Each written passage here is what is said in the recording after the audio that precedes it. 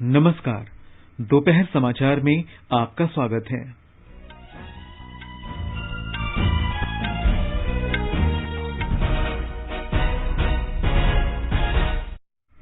राष्ट्र आज लौह पुरुष सरदार वल्लभ भाई पटेल को उनकी 146वीं जयंती पर श्रद्धा सुमन अर्पित कर रहा है।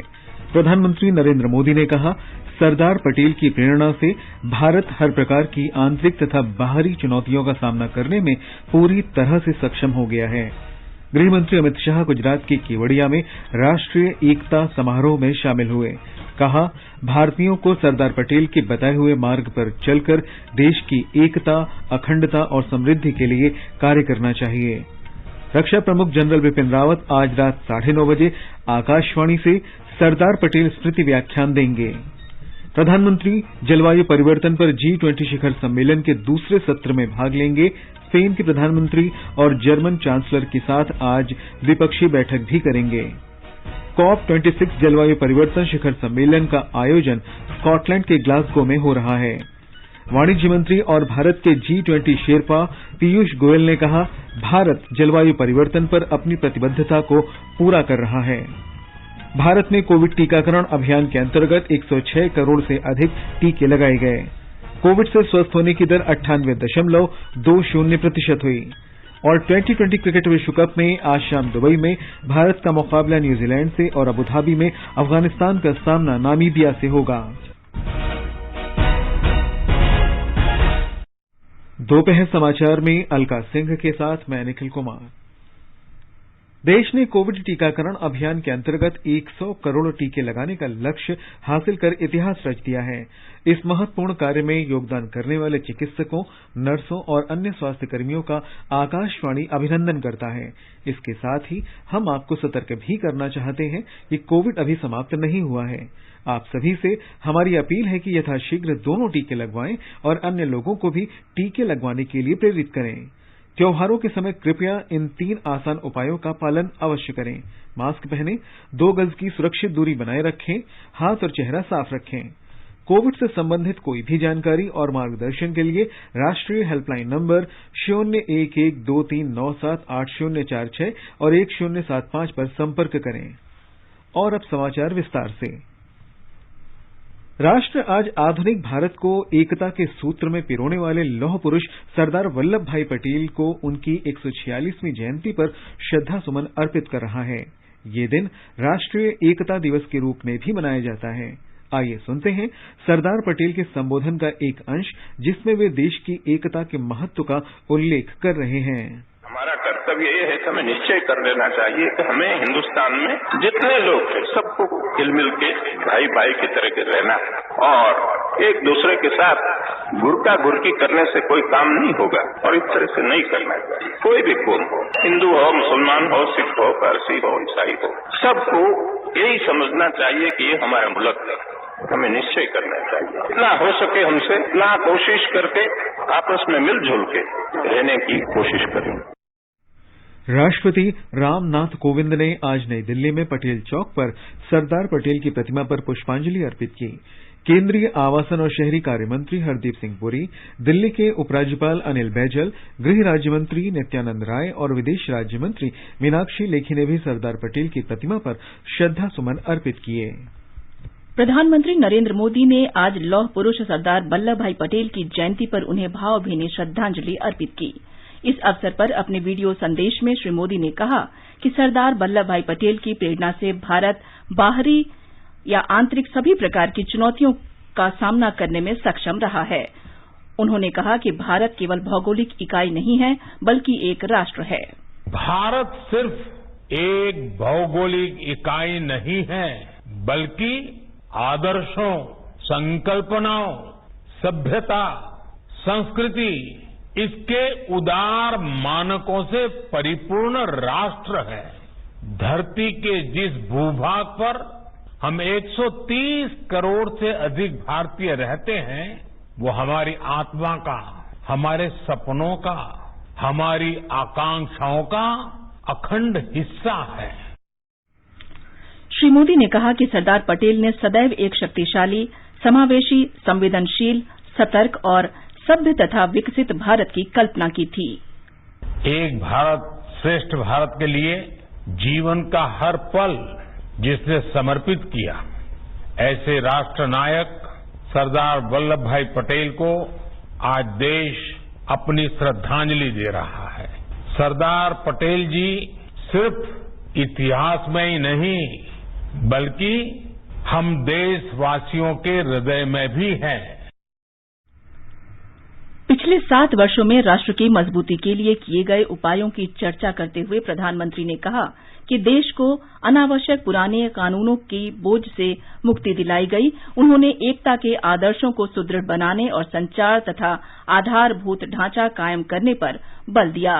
उन्होंने कहा कि एक भारत श्रेष्ठ भारत की भावना को मजबूत बनाते हुए सामाजिक, आर्थिक और संवैधानिक एकीकरण का महायज्ञ जारी है। प्रधानमंत्री ने कहा कि आजादी के अमृत महोत्सव के अंतर्गत अभूतपूर्व विकास, कठिन लक्ष्य हासिल करने और सरदार पटेल के सपनों के भारत का निर्माण करने के प्रयास किए जा रहे हैं। गृह मंत्री अमित शाह ने कहा कि सरदार पटेल के पदचिन्हों पर चलकर नागरिकों को देश की एकता, अखंडता और खुशहाली के लिए काम करना चाहिए। उन्होंने आज गुजरात के केवड़िया में स्थित सरदार पटेल की विश्व की सबसे ऊंची प्रतिमा स्टैच्यू ऑफ यूनिटी परिसर में आयोजित कार्यक्रम के दौरान ये बात कही। मित्रों, ये केवड़िया कोई एक जगह का नाम नहीं है, एक तीर्थ स्थान बन गया है। राष्ट्रीय एकात्मता का तीर्थ स्थान, राष्ट्र धर्म का तीर्थ स्थान, देशभक्ति का तीर्थ स्थल और आज ये आसमान को छूने वाली सरदार साहब की मूर्ति पूरी दुनिया को संदेश दे रही है कि भारत का भविष्य उज्जवल है। भारत की एकता और अखंडितता को कोई क्षत विक्षत नहीं कर सकता। श्री शाह ने कहा कि सरदार पटेल देश में सहकारी आंदोलन के अग्रणी थे और इस तरह स्वाधीनता संग्राम के दौरान ब्रिटिश हुकूमत के खिलाफ किसानों को मजबूत किया गया। उन्होंने कहा कि सरदार पटेल दृढ़ कदम उठाने से कभी नहीं हिचकिचाए। भारत की एकता और अखंडता सरदार पटेल के कार्य और विजन का परिणाम है। श्री शाह ने कहा कि प्रत्येक भारतीय द्वारा दृढ़ संकल्प सरदार पटेल के देश के नवनिर्माण में मदद मिलेगी। उन्होंने लोगों से अपील की कि वे इसका संकल्प लें और इस वर्ष को संकल्प वर्ष के रूप में मनाएं। सूचना और प्रसारण मंत्री अनुराग ठाकुर ने सरदार वल्लभ भाई पटेल जयंती पर श्रद्धांजलि अर्पित की और राष्ट्रीय एकता दिवस की शुभकामनाएं दी हैं। श्री ठाकुर ने एक ट्वीट में कहा कि देश की एकता और अखंडता बनाए रखने में सरदार पटेल का योगदान अविस्मरणीय है। स्वास्थ्य मंत्री मनसुख मांडविया ने सरदार पटेल की जयंती के अवसर पर दिल्ली में एकता दौड़ को हरी झंडी दिखाकर रवाना किया। इस अवसर पर उन्होंने कहा कि सरदार पटेल ने देश को एक सूत्र में बांधा। प्रथम महिला सविता कोविंद ने भी एकता दिवस के अवसर पर राष्ट्रपति भवन से दिल्ली पुलिस की पुलिस फैमिलीज वेलफेयर सोसाइटी द्वारा आयोजित मिशन ओलंपिक्स एकता दौड़ को हरी झंडी दिखाकर रवाना किया। रक्षा प्रमुख जनरल बिपिन रावत ने कहा है कि भारतीय सशस्त्र सेनाओं ने देश की आजादी के पहले दिन से ही राष्ट्रीय एकीकरण में महत्वपूर्ण भूमिका अदा की है। उन्होंने कहा कि सशस्त्र सेनाओं का प्राथमिक दायित्व बाहरी और आंतरिक खतरों से देश की प्रादेशिक एकता की रक्षा करना है। जनरल रावत नई दिल्ली में आकाशवाणी से राष्ट्र निर्माण में सशस्त्र सेनाओं की भूमिका विषय पर सरदार पटेल स्मृति व्याख्यान दे रहे थे। उन्होंने कहा कि सरदार पटेल का भारत की सशस्त्र सेनाओं पर भरोसा था। Strong and well-trained armed forces provide a credible deterrence to our potential adversaries. If this is achieved, developmental activities and nation building can be progressed without external hindrance. Territorial ambition of China and Pakistan require India's armed forces to remain alert and deployed along disputed borders and also along the coastal region around the year. It was his vision that he sent the newly formed Indian Navy to Lakshadweep to consolidate our territory as Pakistan had plans to occupy the strategic islands sitting astride the important sea lanes of communication in the Indian Ocean and the Arabian Sea in particular. स्मृति व्याख्यान का प्रसारण आज रात 9:30 बजे आकाशवाणी के समूचे network पर प्रसारित होगा। इस व्याख्यान का विजुअल संस्करण रात 10 बजे डीडी नेशनल पर दिखाया जाएगा। सरदार पटेल स्मृति व्याख्यान 1955 से प्रतिवर्ष आकाशवाणी से प्रसारित किया जा रहा है।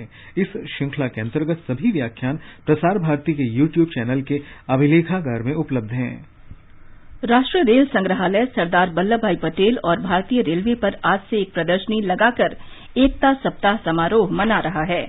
ये प्रदर्शनी अगले महीने की 14 तारीख तक चलेगी। देश आज पूर्व प्रधानमंत्री इंदिरा गांधी की पुण्यतिथि पर उन्हें याद कर रहा है। प्रधानमंत्री नरेंद्र मोदी ने इंदिरा गांधी की पुण्यतिथि पर उन्हें श्रद्धांजलि दी है। कांग्रेस अध्यक्ष सोनिया गांधी और कांग्रेस नेता राहुल गांधी ने भी नई दिल्ली में इंदिरा गांधी स्मारक पर उन्हें श्रद्धांजलि अर्पित की। रोम में आज G20 सम्मेलन के अंतिम दिन सदस्य देशों के नेता जलवायु परिवर्तन और पर्यावरण तथा स्थायी विकास जैसे मुद्दों पर विचार विमर्श करेंगे। विश्व के अन्य नेताओं के साथ प्रधानमंत्री नरेंद्र मोदी सम्मेलन में हिस्सा ले रहे हैं। कल सम्मेलन के दौरान वैश्विक अर्थव्यवस्था और स्वास्थ्य के बारे में एक सत्र आयोजित किया गया, जिसमें G20 देशों में इन मुद्दों पर अपने विचार व्यक्त किए। प्रधानमंत्री नरेंद्र मोदी ने कोविड-19 के खिलाफ संघर्ष में भारत के योगदान को उजागर किया और एक धरती एक स्वास्थ्य के भारत के लक्ष्य को स्पष्ट किया। हमारे संवाददाता की ये report. Providing medicines to different countries during COVID-19. G20 शिखर सम्मेलन के बाद श्री मोदी स्कॉटलैंड के ग्लासगो के लिए रवाना होंगे, जहां जलवायु परिवर्तन के बारे में अंतर्राष्ट्रीय सम्मेलन COP26 शुरू होने जा रहा है। श्री मोदी जलवायु परिवर्तन के बारे में संयुक्त राष्ट्र framework convention conference of parties COP के 26वें संस्करण में हिस्सा लेंगे। COP26 की उच्च स्तरीय बैठकें अगले 2 दिन तक चलेंगी। इसमें 120 से अधिक देशों के राष्ट्राध्यक्षों के हिस्सा लेने की संभावना है। ग्लासगो में एक अन्य महत्वपूर्ण कार्यक्रम ग्लोबल ग्रीन ग्रिड इनिशिएटिव है, जिसका आयोजन एक सूरज एक विश्व एक ग्रिड के विजन के तहत किया जा रहा है। श्री मोदी ऑस्ट्रेलिया और ब्रिटेन के प्रधानमंत्रियों के साथ उन्नत द्वीप राष्ट्रों के लिए अवसंरचना के नए कार्यक्रम का शुभारंभ करेंगे। कॉन्फ्रेंस ऑफ पार्टीज COP जलवायु परिवर्तन के बारे में संयुक्त राष्ट्र फ्रेमवर्क कन्वेंशन के अंतर्गत एक वार्षिक सम्मेलन है। संयुक्त राष्ट्र फ्रेमवर्क कन्वेंशन वैश्विक समझौता है, जिसमें 1992 में हस्ताक्षर किए गए थे। इसका लक्ष्य जलवायु प्रणाली के साथ खतरनाक मानव हस्तक्षेप पर रोक लगाना है। समझौते पर 197 देशों ने हस्ताक्षर किए हैं। COP का पहला सम्मेलन मार्च 1995 में बर्लिन में आयोजित किया गया था। इसकी 26वीं कड़ी आज आयोजित होने जा रही है। इसे 2020 में कोविड की वजह से स्थगित कर दिया गया था। ग्लासगो में आयोजित 26वें COP सम्मेलन में सदस्य देश पेरिस समझौते के कार्यान्वयन के लिए दिशा निर्देश को अंतिम रूप देंगे। वाणिज्य मंत्री और भारत के G20 शेरपा पीयूष गोयल ने कहा है कि भारत जलवायु परिवर्तन पर अपनी प्रतिबद्धता को पूरा कर रहा है। उन्होंने कहा कि भारत को जलवायु परिवर्तन के मंच पर विकासशील देशों की भी चिंता है। रोम में दूरदर्शन को दिए एक साक्षात्कार में श्री गोयल ने कहा कि साझा लक्ष्यों को प्राप्त करने के लिए समन्वित प्रयास समय की आवश्यकता है। ये समाचार हमारी वेबसाइट newsonair.com/hindi और हमारे mobile app news on AIR पर भी उपलब्ध हैं। चलो मिलकर एक शुरुआत करें, चलो एक फैसला आज करें, मास्क नहीं तो टोकेंगे, कोरोना को रोकेंगे, चलो एक इरादा करते हैं, चलो कुछ वादा करते हैं, मास्क नहीं तो टोकेंगे, कोरोना को रोकेंगे। दोपहर समाचार में आपका फिर स्वागत है। आगे बढ़ने से पहले मुख्य समाचारों पर एक नजर। राष्ट्र आज लौह पुरुष सरदार वल्लभ भाई पटेल को उनकी 146वीं जयंती पर श्रद्धासुमन अर्पित कर रहा है। प्रधानमंत्री नरेंद्र मोदी ने कहा, सरदार पटेल की प्रेरणा से भारत हर प्रकार की आंतरिक तथा बाहरी चुनौतियों का सामना करने में पूरी तरह से सक्षम हो गया है। गृहमंत्री अमित शाह गुजरात के केवड़िया में राष्ट्रीय एकता समारोह में शामिल हुए। कहा, भारतीयों को सरदार पटेल के बताए हुए मार्ग पर चलकर देश की एकता, अखंडता और समृद्धि के लिए कार्य करना चाहिए। रक्षा प्रमुख जनरल विपिन रावत आज रात 9:30 बजे आकाशवाणी से सरदार पटेल स्मृति व्याख्यान देंगे। प्रधानमंत्री जलवायु परिवर्तन पर G20 शिखर सम्मेलन के दूसरे सत्र में भाग लेंगे। स्पेन के प्रधानमंत्री और जर्मन चांसलर के साथ आज द्विपक्षीय बैठक भी करेंगे। COP26 जलवायु परिवर्तन शिखर सम्मेलन का आयोजन स्कॉटलैंड के ग्लासगो में हो रहा है। वाणिज्य मंत्री और भारत के G20 शेरपा पीयूष गोयल ने कहा, भारत जलवायु परिवर्तन पर अपनी प्रतिबद्धता को पूरा कर रहा है। भारत में कोविड टीकाकरण अभियान के अंतर्गत 106 करोड़ से अधिक टीके लगाए गए। कोविड से स्वस्थ होने की दर 98.2% और 2020 क्रिकेट विश्व कप में आज शाम दुबई में भारत का मुकाबला न्यूजीलैंड से और अबुधाबी में अफगानिस्तान का सामना नामीबिया से होगा। राष्ट्रव्यापी टीकाकरण कार्यक्रम के अंतर्गत देश में अब तक 106 करोड़ 18 लाख कोविड रोधी टीके लगाए जा चुके हैं। स्वास्थ्य मंत्रालय ने बताया कि कल 68 लाख टीके लगाए गए। कल ही 12,830 लोगों में संक्रमण की पुष्टि हुई। उपचार के बाद स्वस्थ होने वालों की दर इस समय 98.2% है। प्रधानमंत्री नरेंद्र मोदी कोविड रोधी टीके की कम कवरेज वाले जिलों के साथ समीक्षा बैठक में हिस्सा लेंगे। ये बैठक अगले महीने की 3 तारीख को दोपहर 12 बजे वीडियो कॉन्फ्रेंस के जरिए आयोजित की जाएगी। इसमें उन जिलों के साथ स्थिति की समीक्षा होगी जिनमें पहला टीका 50% से कम आबादी को लगाया जा सका है और दूसरे टीके का कवरेज भी पर्याप्त नहीं है। 2020 क्रिकेट विश्व कप में आज दुबई में भारत का सामना न्यूजीलैंड से होगा। मैच भारतीय समयानुसार शाम 7:30 बजे शुरू होगा। अबुधाबी में अफगानिस्तान और नामीबिया के बीच मैच दोपहर बाद 3:30 बजे से खेला जाएगा। आकाशवाणी समाचार की विशेष प्रस्तुति धरोहर में स्वतंत्रता आंदोलन के उन भाषणों, नारों और कविताओं से नई पीढ़ी को परिचित कराया जाता है जिन्होंने आजादी के दीवानों में उत्साह का संचार किया था। धरोहर प्रत्येक सोमवार शाम 4:45 बजे परिक्रमा कार्यक्रम में प्रसारित किया जाता है।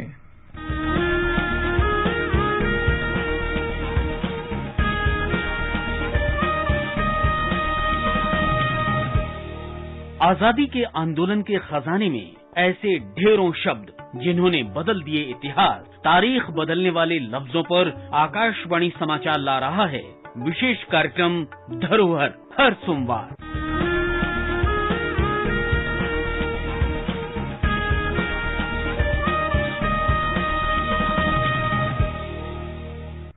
आजादी का अमृत महोत्सव के अंतर्गत आइए अब सुनते हैं आकाशवाणी की विशेष प्रस्तुति आजादी का सफर।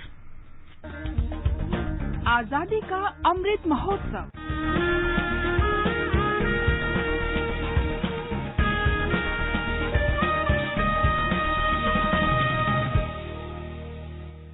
आजादी का सफर आकाशवाणी के साथ एक राष्ट्र का जन्म, भारत का शानदार स्वाधीनता संघर्ष आधुनिक विश्व के महानतम संघर्षों में से एक है। आकाशवाणी आपके लिए रोजाना ला रही है इस शानदार संघर्ष की झलक।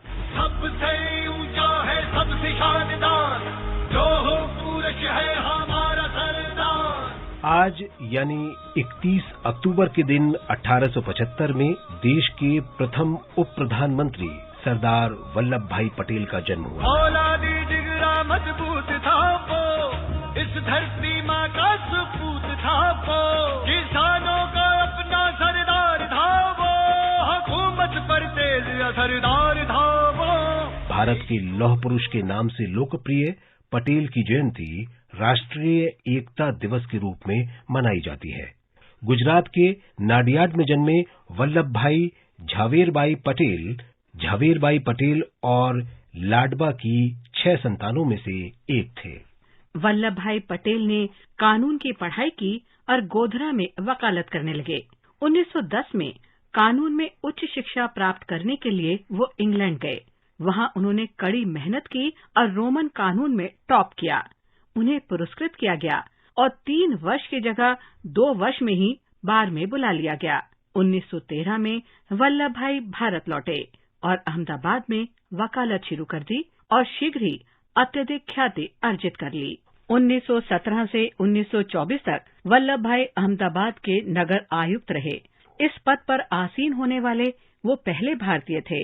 1918 में खेड़ा सत्याग्रह के दौरान वो चर्चा में आए जब उन्होंने बंबई सरकार के विरोध में जन आंदोलन की योजना बनाई और 1928 में बारडोली सत्याग्रह में सफल नेतृत्व के बाद तो वो पूरे देश में लोकप्रिय हो गए।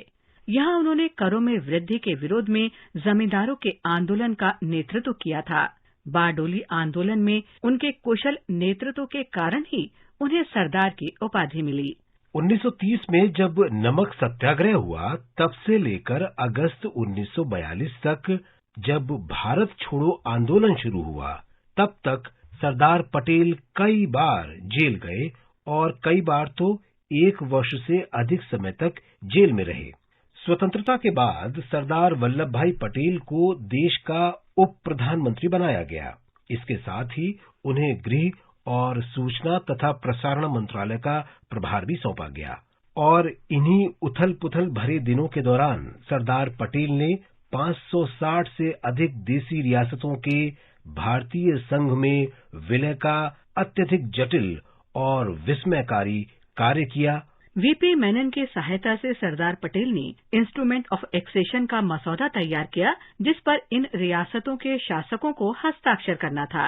लेकिन जोधपुर, जूनागढ़, हैदराबाद और कश्मीर जैसी कुछ रियासतें संयुक्त भारत में शामिल होने से या तो हिचकिचा रही थीं या बिल्कुल इच्छुक ही नहीं थीं। सरदार पटेल ने उनके साथ मजबूत और दृढ़ निश्चयी राजनेता के रूप में बात की और भारतीय संघ में उनका विलय कराने में सफल रहे।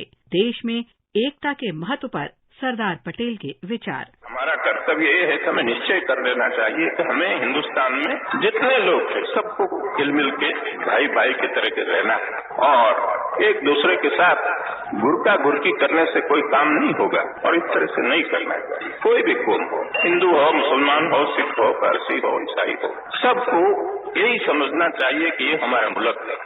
हमें निश्चय करना चाहिए, इतना हो सके हमसे इतना कोशिश करके आपस में मिलजुल के रहने की कोशिश करें। सरदार पटेल संविधान सभा के वरिष्ठ सदस्य थे। उन्होंने भारतीय प्रशासनिक सेवा और भारतीय पुलिस सेवा की स्थापना में भी महत्वपूर्ण भूमिका निभाई। 1950 में सरदार पटेल का स्वास्थ्य तेजी से बिगड़ने लगा। 15 दिसंबर 1950 को बम्बई के बिरला हाउस में उनका निधन हो गया। अनेक देशों की सरकारों और नेताओं ने उनके निधन पर शोक संदेश भेजे। उनका अंतिम संस्कार बम्बई के सोनापुर में किया गया, जिसमें करीब 10 लाख लोग शामिल थे। 1991 में भारत सरकार ने सरदार पटेल को मरणोपरांत देश के सर्वोच्च नागरिक सम्मान भारत रत्न से सम्मानित किया। 2014 में सरकार ने उनकी जयंती को राष्ट्रीय एकता दिवस के रूप में मनाने की घोषणा की। 2018 में सरदार पटेल की 143वीं जयंती पर प्रधानमंत्री नरेंद्र मोदी ने गुजरात के केवड़िया में स्टैच्यू ऑफ यूनिटी का अनावरण किया। नर्मदा बांध पर बनी ये विश्व की सबसे ऊंची प्रतिमा है और देश के लिए सरदार पटेल की अमूल्य सेवा का यथोचित सम्मान है। आज आचार्य नरेंद्र देव की भी जयंती है। भारतीय समाजवाद के सबसे अधिक प्रभावशाली नेताओं में से एक आचार्य नरेंद्र देव का जन्म उत्तर प्रदेश के सीतापुर में 31 अक्टूबर 1889 को हुआ था। उन्होंने इलाहाबाद विश्वविद्यालय से कानून की उपाधि ली और उसी समय वकालत शुरू कर दी। लेकिन उनकी रुचि तो बौद्धिक कार्यों में थी, इसलिए वो 1921 में काशी विद्यापीठ में इतिहास पढ़ाने लगे। बाद में वे लखनऊ विश्वविद्यालय और बनारस हिंदू विश्वविद्यालय के वाइस चांसलर बने। आचार्य नरेंद्र देव इतिहास, पुरातत्व विज्ञान, धर्म, दर्शन शास्त्र और संस्कृति के विद्वान थे। उनके प्रमुख शिष्यों में लाल बहादुर शास्त्री, कमलापति त्रिपाठी और चंद्रशेखर का नाम शामिल है। स्वाधीनता आंदोलन के दौरान आचार्य को कई बार जेल भेजा गया। 1940 में जब गांधी जी ने सत्याग्रह शुरू किया तो खराब स्वास्थ्य के बावजूद आचार्य आगे आए और जेल गए। जेल में रहने के दौरान उनका स्वास्थ्य बहुत खराब हो गया, लेकिन जेल उनके विद्वतापूर्ण कार्यों के लिए बहुत लाभदायक भी रही, क्योंकि इस समय का उन्होंने अध्ययन और लेखन के लिए सदुपयोग किया। स्वतंत्रता के उपरांत जब समाजवादियों ने कांग्रेस छोड़ी और 1948 में स्वतंत्र सोशलिस्ट पार्टी बनाई तो आचार्य ने उत्तर प्रदेश विधानसभा से त्यागपत्र दे दिया, क्योंकि उनका मानना था कि कांग्रेस के टिकट पर जीती सीट पर कांग्रेस छोड़कर बने रहना नैतिक रूप से उचित नहीं है। 19 फरवरी 1956 को 67 वर्ष की उम्र में आचार्य का मद्रास में निधन हो गया। उन्होंने स्वतंत्रता संघर्ष के दौरान और बाद में शिक्षक, चिंतक और समाजवादी नेता के रूप में राष्ट्र निर्माण में असाधारण योगदान दिया।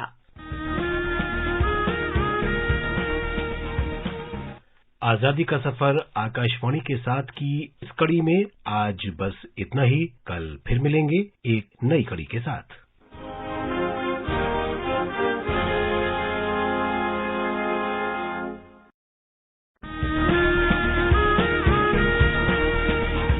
आजादी के 75 वर्षों का पर्व अमृत महोत्सव के पावन अवसर पर आकाशवाणी समाचार लेकर आया है अमृत महोत्सव क्विज। आप भी इस क्विज का हिस्सा बन सकते हैं। हमारे समाचार बुलेटिनों में पूछे गए स्वतंत्रता आंदोलन से जुड़े प्रश्नों का जवाब देकर। आपसे ये सवाल प्रत्येक सोमवार और मंगलवार को सुबह 8 बजे प्रसारित होने वाले बुलेटिन समाचार प्रभात में पूछे जाएंगे। श्रोता ईमेल अमृत महोत्सव quiz@prasarabharati.gov.in पर अपने जवाब भेज सकते हैं। आप अपने जवाब व्हाट्सएप नंबर 8826546262 पर भी भेज सकते हैं। विजेता का चुनाव सही जवाबों में से लकी ड्रॉ के माध्यम से होगा और इसकी घोषणा अगले दिन इसी बुलेटिन में की जाएगी। विजेता को प्रमाण पत्र के साथ एक उपहार भी दिया जाएगा। साथ ही विजेता का नाम हमारे ट्विटर हैंडल पर भी फ्लैश होगा। तो आइए मनाएं आजादी के 75 वर्षों का पर्व अमृत महोत्सव आकाशवाणी समाचार के साथ।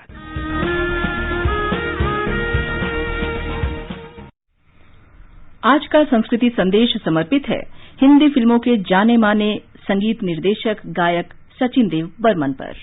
आज हिंदी और बांग्ला फिल्मों के प्रख्यात संगीतकार और गायक सचिन देव बर्मन की पुण्यतिथि पर हम उन्हें श्रद्धा से नमन करते हैं। एस.डी. बर्मन न केवल बेहतरीन संगीतकार थे बल्कि लोक धुनों को सजाने की कला में भी माहिर थे। सचिन देव बर्मन का जन्म 1 अक्टूबर 1906 को त्रिपुरा बांग्लादेश में हुआ था।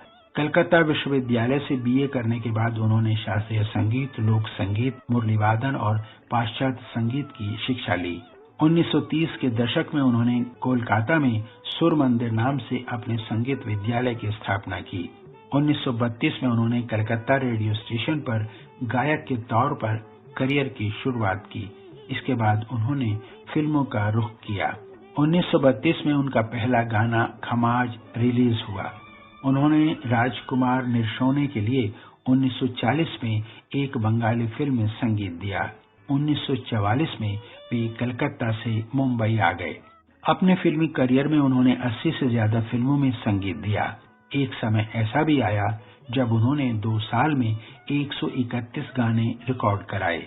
उनके संगीतबद्ध किए गए फिल्म मिली, अभिमान, ज्वेल थीफ, प्यासा बंदनी, सुजाता, टैक्सी ड्राइवर और गाइड के गीत आज भी लोगों की जुबान पर हैं। 1969 में उन्हें पद्मश्री से सम्मानित किया गया। 1958 में संगीत नाटक अकादमी और एशिया फिल्म सोसाइटी से उन्हें सम्मानित किया गया। 1954 और 1973 में उन्हें फिल्म फेयर अवार्ड और 1970 में फिल्म आराधना के लिए उन्हें सर्वश्रेष्ठ पुरुष पार्श्व गायक का राष्ट्रीय पुरस्कार प्रदान किया गया। 69 साल की उम्र में 31 अक्टूबर 1975 को उनका देहांत हो गया। सचिन दा तो चले गए लेकिन उनके चाहने वाले उन्हें आज भी याद कर रहे हैं। अंत में मुख्य समाचार एक बार फिर। राष्ट्र आज लौह पुरुष सरदार वल्लभ भाई पटेल को उनकी 146वीं जयंती पर श्रद्धा सुमन अर्पित कर रहा है।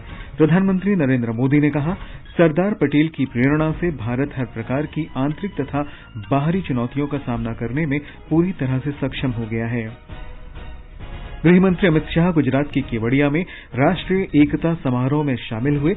कहा, भारतीयों को सरदार पटेल के बताए हुए मार्ग पर चलकर देश की एकता, अखंडता और समृद्धि के लिए कार्य करना चाहिए। रक्षा प्रमुख जनरल बिपिन रावत आज रात 9:30 बजे आकाशवाणी से सरदार पटेल स्मृति व्याख्यान देंगे। प्रधानमंत्री जलवायु परिवर्तन पर G20 शिखर सम्मेलन के दूसरे सत्र में भाग लेंगे। स्पेन के प्रधानमंत्री और जर्मन चांसलर के साथ आज द्विपक्षीय बैठक भी करेंगे। वाणिज्य मंत्री और भारत के G20 शेरपा पीयूष गोयल ने कहा, भारत जलवायु परिवर्तन पर अपनी प्रतिबद्धता को पूरा कर रहा है। भारत में कोविड टीकाकरण अभियान के अंतर्गत 106 करोड़ से अधिक टीके लगाए गए और 2020 क्रिकेट विश्व कप में आज शाम दुबई में भारत का मुकाबला न्यूजीलैंड से और अबुधाबी में अफगानिस्तान का सामना नामीबिया से होगा। इसके साथ ही दोपहर समाचार का ये अंक समाप्त हुआ। नमस्कार।